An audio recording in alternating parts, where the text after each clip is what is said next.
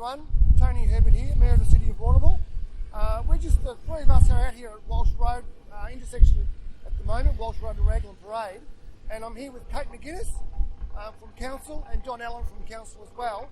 And I just thought it was a really worthwhile project to talk to you about because it's a great mixture of Council trying to improve the roads around Warrnambool, but also trying to improve the environmental outcome as well. So I've got Kate and John here that I'm going to ask a few questions about how that really good mix of environmental and roadworks is playing out here at Walsh Road. So Kate and John, maybe to you first, could I ask you about the scope of the work out here at Walsh Road? The scope of the work is we're working from Raglan Parade to Bradley Street and Walsh Road. We're rejuvenating the pavement and then we're doing an overlay over the top of that. So we've gone in about 300 mil and we're rebuilding all that. What the beauty of this job is we've actually laid glass to the bitumen. So the bitumen's the overlay which goes on top. It's a 30 mil overlay and it's got 5% glass in it. Yeah.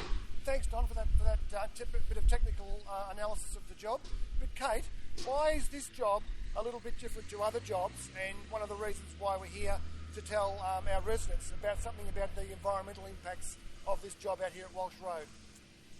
Thanks, Tony. That's a really great question. This job here is really exciting for us in the waste area and the sustainability for Warrnambool. So this is the first road in Warrnambool where we're actually using some recycled glass.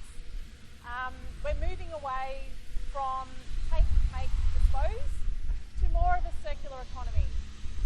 We've had a glass trial here in Warrnambool, and as part of the glass trial, 3,300 households have had a glass collection service. We've also had 3 glass banks available for use by residents at different supermarkets. So it's the glass from the glass banks that's being used here today as that sand replacement that Don talked about. And it's really exciting because it's keeping the glass local. It's using a recycled material rather than having to mine the sand dunes for more sand. And there should be, the same engineering benefits as normal. So it's a really great win for the environment and for reducing waste as well in the community. The amount of recycled glass that is used in this project is the equivalent of between 60 and 70,000 glass bottles. So that's an awful lot to be able to reuse and save from potentially going to landfill.